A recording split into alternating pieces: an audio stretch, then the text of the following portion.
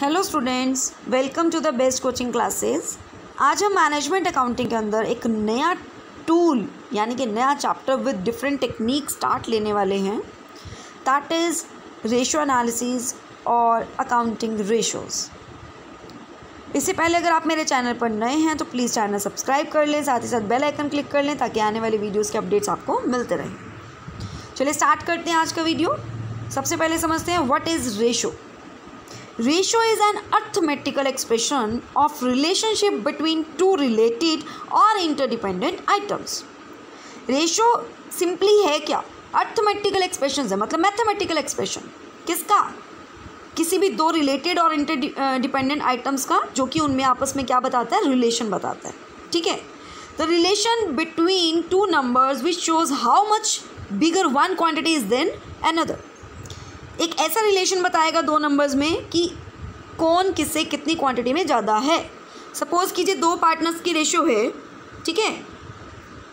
Suppose कीजिए दो partners हैं ए और बी, दोनों की रेशियो है 2:1। सो यहाँ से आपको इजीली पता चल रहा है कि जो हमारा ए पार्टनर है उसके पास ज़्यादा पार्ट है एज़ कंपेरिजन टू बी, ठीक है। तो एक तरह से क्या बता दिया कि कितना क्वांटिटी में कौन ज़्यादा है। नेक्स्ट चलते हैं रेशो एनालिसिस।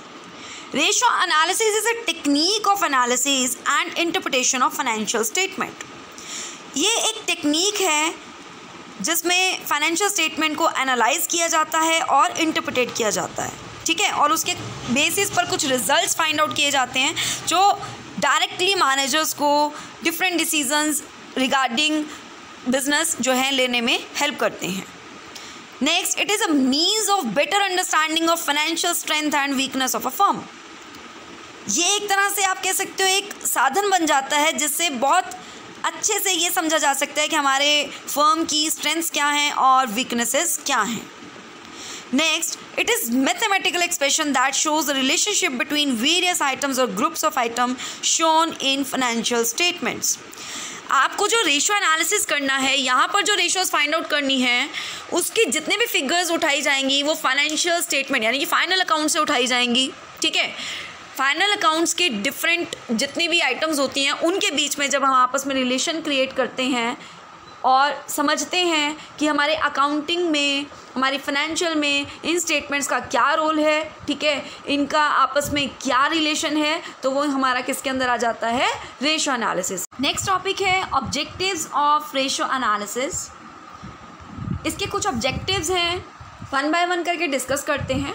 फर्स्ट आता है मेजर ऑफ प्रॉफिटेबिलिटी। प्रॉफिट जो होता है हर ऑर्गेनाइजेशन का मेन एम होता है कि प्रॉफिट अर्न हो, है ना। सो प्रॉफिटेबिलिटी जो है यहाँ पर वो मेज़र की जा सकती है by finding out gross profit ratios, net profit ratio etcetera, ठीक है।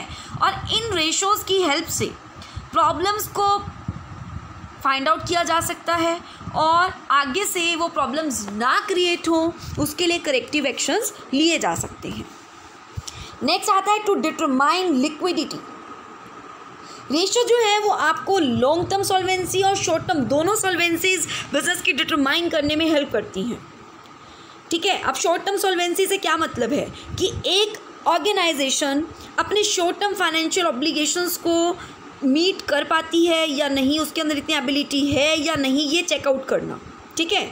डिफरेंट रेशोज़ होती हैं जैसे करंट रेशो, क्विक रेशो, ये जब फाइंड आउट की जाती हैं इनसे आपको ये पता चल जाता है कि आपका बिजनेस जो है वो शॉर्ट टर्म फाइनेंशियल ऑब्लिगेशंस को मीट करने में एबिलिटी रखता है या नहीं, ठीक है, मतलब उसकी शॉर्ट टर्म सॉल्वेंसी है या नहीं है। नेक्स्ट, इसके अंदर ही आता है लॉन्ग टर्म सॉल्वेंसी, ठीक है। लॉन्ग टर्म सॉल्वेंसी में मतलब क्या हो जाएगा कि आप के बिज़नेस में इतने प्रॉफिट्स हो रहे हैं, इतनी कैपेबिलिटी है कि वो अपनी लॉन्ग टर्म लायबिलिटीज़ को ईजिली जो है मीट कर सके, ठीक है, पे कर सके। नेक्स्ट आते हैं evaluation of operational efficiency.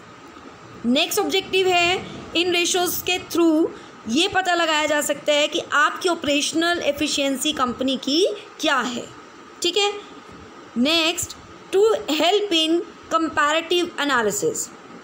Management जो है वो करेक्टिव एक्शंस ले सकते हैं अगर स्टैंडर्ड्स जो हैं वो प्रॉपरली पूरे ना हुए हो, है ना। एक स्टैंडर्ड सेट किया जाता है, फिर एक्चुअल के साथ कंपेयर किया जा सकता है, देन उसके बाद करेक्टिव एक्शंस लिए जा सकते हैं जब हम डेविएशंस फाइंड आउट कर ले, ठीक है। तो कह सकते हैं कि कंपैरिजन करके जो आपके डेविएशंस हैं वो फाइंड आउट किए जा सकते हैं और देन उसके बाद करेक्टिव एक्शंस लेने में ये हेल्पफुल है। नेक्स्ट आते हैं जी एडवांटेजेस की तरफ। फर्स्ट आता है aid to decision making. Ratio analysis जो हैं वो डिफरेंट इंफॉर्मेशन प्रोवाइड करते हैं और उन इंफॉर्मेशन पर बेस्ड जो है उन इंफॉर्मेशन पर बेस्ड जो हमारी मैनेजमेंट है वो बहुत अच्छे अच्छे डिसीजंस बिजनेस के लिए आने वाले टाइम के लिए ले सकती है। जैसे कि आपको अपने गुड्स की सप्लाई जो है वो क्रेडिट पे करनी चाहिए या कैश, लोन लेना चाहिए या नहीं लेना चाहिए, आपकी सॉल्वेंसी रेशियोज़ क्या हैं, ठीक है। रेशियोज़ के ज़रिए आपको ये पता चल रहा है कि आप कितने सॉल्वेंट हैं, आपकी लिक्विडिटी क्या है, ठीक है।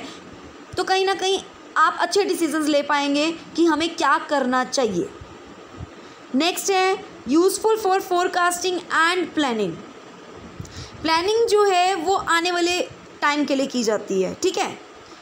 जो ट्रेंड ऑफ रेशियो जो है एनालाइज किया जा सकता है और उसके थ्रू मीनिंगफुल कंक्लूजन्स निकाले जा सकते हैं जिस पर बेस्ड आप क्या कर सकते हैं, आने वाले टाइम के लिए प्लान कर सकते हैं, ठीक है। आप रेशोज़ के थ्रू जो डिफरेंट ट्रेंड्स आप बनाते हैं, जैसे कॉस्ट ट्रेंड ले लो, सेल्स ले लो, प्रॉफिट ट्रेंड ले लो, इन ट्रेंड्स के ज़रिए आपको पता चल जाएगा कि आपका ट्रेंड अप जा रहा है या डाउन जा रहा है तो क्यों जा रहा है, ठीक है। जो पास डाटा पर बेस्ड आप चेक कर सकते हैं और फ्यूचर के लिए फोरकास्ट कर सकते हैं। नेक्स्ट है helpful in finding weak areas of the business. आपकी कंपनी में क्या वीक पॉइंट्स हैं, आपके बिजनेस में क्या वीक एरियाज़ हैं, आप इजीली उन्हें with the help of ratios find out कर सकते हैं, ठीक है। और प्रॉपर रेशियोज़ आपको ये एनालाइज करने में पूरा हेल्प करती हैं कि आपके बिजनेस की वीकनेस क्या है, ताकि आने वाले टाइम में आप उसे अपनी स्ट्रेंथ में कन्वर्ट कर सकें by taking corrective actions. Next helpful in communication. Financial strength or weakness of a firm are communicated in an understandable manner by or of ratios। देखिए रेशियोज़ की हेल्प से आपको अपनी स्ट्रेंथ और वीकनेसेस बहुत इजीली पता चल पा रही हैं, है ना। और ये इन्फॉर्मेशन कहीं ना कहीं बहुत हेल्पफुल होगी। अगेन वही बार एक ही बात कहूँगी कि आने वाले डिसीजंस को लेने में बहुत हेल्पफुल होगी। तो ये कम्युनिकेट करता है हमारे बिजनेस की स्ट्रेंथ और वीकनेसेस को। नेक्स्ट है help in inter-firm and इंट्राफर्म comparison. एक फर्म अपनी ही फर्म के साथ, मतलब जो पास्ट डाटा रहता है उसके साथ खुद को कंपेयर भी कर सकती है और किसी और कंपनी के साथ, किसी और फर्म के साथ भी खुद का कंपैरिजन कर सकती है। नेक्स्ट है हेल्प इन कंट्रोलिंग। जो स्टैंडर्ड रेशियोज हैं can be used as base for comparing actual performance, है ना। एक्चुअल परफॉर्मेंस के साथ आप स्टैंडर्ड परफॉर्मेंस को कंपेयर करके स्टैंडर्ड रेशियोज फाइंड आउट कर सकते हैं, देन वेरिएंसेस फाइंड आउट हो जाएंगे और उस पर बेस्ड आप फिर अगेन क्या ले सकते हैं, करेक्टिव एक्शंस, और वो भी विद इन टाइम। नेक्स्ट है हेल्पफुल टू इन्वेस्टर्स। हर इन्वेस्टर ये जानने में इंटरेस्टेड होता है कि मैं इस बिज़नेस में इन्वेस्ट तभी करूं अगर इसकी फाइनेंशियल पोजीशन अच्छी है ना। तो आपको जो सॉल्वेंसी रेशियोज़ हैं वो आपको ये इजीली बता देंगी कि बिज़नेस की जो सॉल्वेंसी है वो कैसी है, ठीक है। तो आपको कहीं ना कहीं डिसीज़न लेने में हेल्पफुल होगा कि आपको इन्वेस्ट करना चाहिए या नहीं करना चाहिए। नेक्स्ट है यूटिलिटी टू गवर्नमेंट।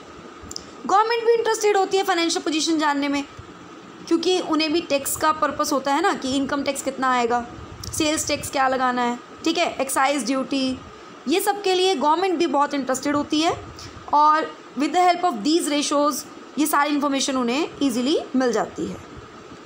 नेक्स्ट है हेल्पफुल टू एम्प्लॉयज़। अब एम्प्लॉयज़ क्यों इंटरेस्टेड होंगे, क्योंकि सैलरीज तो उन्हें भी चाहिए ना। प्रॉफिट्स में वो इंटरेस्टेड होते हैं कि बिज़नेस प्रॉफिट्स में, मतलब बिज़नेस को कितने प्रॉफिट हो रहे हैं। अगर बिज़नेस प्रॉफिट्स में है तभी उन्हें सैलरीज जो है वो टाइम पे मिलेंगी, है ना, और एक्स्ट्रा बेनिफिट्स भी मिलेंगे, बोनस हो गया, ठीक है, एक्स्ट्रा जितने भी बेनिफिट्स होते हैं जिनके लिए बिज़नेस उन्हें कमिटमेंट करता है। सो कहीं ना कहीं रेशो एनालिसिस इन सब पार्टीज़ को भी हेल्प करती है जो बिज़नेस से कनेक्टेड होती हैं, एंड हमारे मैनेजर को भी हेल्प करती है बिज़नेस के वेरियस डिसीजंस लेने में, क्योंकि वीक एरियाज़ उन्हें पता चल जाते हैं, वो वीकनेसेस को कहीं ना कहीं करेक्टिव एक्शंस लेके अपनी स्ट्रेंथ में कन्वर्ट कर पाते हैं। आई होप आपको एडवांटेजेस क्लियर हैं। नेक्स्ट चलते हैं लिमिटेशंस की तरफ। फर्स्ट आता है इग्नोर इन्फ्लेशन। रेशो जो है इग्नोर कर देगी प्राइस लेवल चेंजेस को जो कि इन्फ्लेशन की वजह से होते हैं, है ना। आप देखते हैं कि एकदम से ही कुछ प्रोडक्ट्स के प्राइसेस इतने हाई हो जाते हैं ड्यू टू इन्फ्लेशन, है ना। Price level goes on changing. कभी कभी क्या होता है, हम अपनी हिस्टोरिकल कॉस्ट का पर बेस्ड जो है वो रेशो फाइंड आउट कर लेते हैं, और जबकि आज की डेट में क्या है, इन्फ्लेशन। सो कहीं ना कहीं हम कह सकते हैं कि ये एक लिमिटेशन है, शायद वो रेशो आपको एक सही डिसीजन लेने में हेल्प ना करे। नेक्स्ट है पर्सनल बायसनेस। अब पर्सनल जजमेंट तो हर जगह ही आ जाती है ना। पक्षपात कोई भी कर सकता है। आपको अपनी बिजनेस की पोजीशन बहुत बेस्ट दिखानी है, आप मैनिपुलेशन कर देंगे, समझ रहे होंगे। तो ये भी एक तरह से क्या है, लिमिटेशन है। नेक्स्ट है ओनली क्वांटिटेटिव एनालिसिस। हमारे अकाउंटिंग टर्म में एक यही सबसे बड़ा वीकनेस रहता है कि यहाँ पे सिर्फ क्वांटिटेटिव टर्म्स को लिया जाता है, क्वालिटेटिव की वैल्यू को नहीं समझा जाता। नेक्स्ट है लैक ऑफ रिलायबल डाटा। जो डाटा हमारा profit and loss, balance sheet से जो भी प्रोवाइड होता है वही हम रेशोज़ में यूज़ करते हैं, ठीक है। और इन रेशो की करेक्टनेस डायरेक्टली किस पे डिपेंड होगी, हमारी फाइनेंशियल स्टेटमेंट पे, फाइनल अकाउंट्स पे। अगर सपोज करो फाइनल स्टेटमेंट में ही कहीं ना कहीं आपकी फिगर्स जो हैं वो रॉन्ग हो, तो कहीं ना कहीं रेशो भी क्या होगी, सही नहीं निकलेगी, ठीक है। तो कहीं ना आज की डेट में मैनिपुलेशंस बहुत ज़्यादा हैं, सो रिलायबल डाटा की कहीं ना कहीं कमी हो जाती है। इस वजह से रेशोज़ जो हैं आपको सही डिसीजंस लेने में कभी कभी हेल्पफुल नहीं भी होती। नेक्स्ट है comparative analysis not possible. Different accounting policies, procedures अगर आप डिफरेंट फर्म्स में फॉलो करते हो ना अगर, तो कंपैरिजन पॉसिबल नहीं है। हमेशा कंपैरिजन होता है जब आप कंसिस्टेंसी यानी कि same figures, same concept, same policies, procedures को फॉलो करते हो, ठीक है। फिगर्स नहीं, सॉरी, पॉलिसीज़, प्रोसीजर्स, कंसेप्ट्स, ठीक है, उन्हें सेम फॉलो करते हो, तभी आप में कंपैरिजन हो सकता है। जैसे हम कहते हैं एक छोटे बच्चे का कंपैरिजन आप बड़े बच्चे के साथ नहीं कर सकते कि छोटे बच्चा जो है वो गेम अच्छे से नहीं खेल पा रहा, बड़ा बच्चा क्रिकेट बहुत अच्छे से खेलता है। अब छोटा तो अपने दिमाग से ही खेलेगा ना, अभी उसके अंदर उतनी एबिलिटी नहीं है। तो वही बात है, हम कंपैरिजन नहीं कर सकते क्योंकि कंपैरिजन हमेशा बराबर वालों में होता है, इक्वालिटी होनी चाहिए, ठीक, कंसिस्टेंसी होनी चाहिए। सो यहाँ पर अगर आप डिफरेंट पॉलिसीज़, डिफरेंट प्रोसीजर्स अगर आप यूज़ करेंगे तो कंपैरिजन पॉसिबल नहीं है। नेक्स्ट है window dressing. Financial statements can easily be window dressed by manipulating accounts. मैं बार बार, अभी ऊपर भी एक पॉइंट आया, मैंने यही बात बोली कि मैनिपुलेशन हो जाती हैं, और वो मैनिपुलेशन अगर आपने कर दी तो ऑब्वियस ही बात है जो रेशो आप प्रेजेंट कर रहे हैं वो रेशो सही प्रेजेंट नहीं होगी। नेक्स्ट है trend analysis not always possible. Ratio analysis provide more meaningful result by trend analysis, but real practice अगर देखी जाए ना तो हमेशा ट्रेंड एनालिसिस पॉसिबल नहीं है with the help of ratios. Next है सीजनल इफ़ेक्ट्स। सीजनल फैक्टर्स जो हैं वो फाइनेंशियल डिसीजंस को बहुत इफ़ेक्ट करते हैं, ठीक है। Inability to adjust the seasonal effect in ratio analysis में लीड फॉल्स इंटरप्रिटेशन। आप जो है सीजनल इफेक्ट मतलब कहीं ना कहीं एडजस्ट नहीं कर पाते जब आप रेशियो फाइंड आउट करते हैं, रेशियो एनालिसिस करते हैं, तो कहीं ना कहीं आपके जो इंटरप्रिटेशन होगा वो रॉन्ग हो जाएगा। नेक्स्ट है ratios are only means not solution. Ratios just एक साधन है जिसकी जो एक इन्फॉर्मेशन प्रोवाइड कर रहा है, ठीक है, और उस पर बेस्ड फाइनल डिसीजंस जो है ना वो मैनेजर को ही लेने हैं, ये अपने आप में एक सोल्यूशन नहीं है। आई होप आपको आज का टॉपिक्स समझ आए। अगर वीडियो पसंद आई प्लीज़ लाइक कीजिए, शेयर कीजिए, चैनल सब्सक्राइब कर लें ताकि आने वाली वीडियोस के अपडेट्स मिलते रहें। मैं इसी चैनल पर आपको मैनेजमेंट अकाउंटिंग का KUK यूनिवर्सिटी के अकॉर्डिंग कंप्लीट सिलेबस करवाऊंगी। प्लीज़ ज़्यादा से ज़्यादा चैनल को सपोर्ट करें ताकि मुझे भी एक मोटिवेशन मिले और मैं अगली वीडियोस आपके लिए टाइम पर लेकर आती रहूं, ठीक है, और आपका पूरा सिलेबस करवा सकूं। Thank you and have a nice day.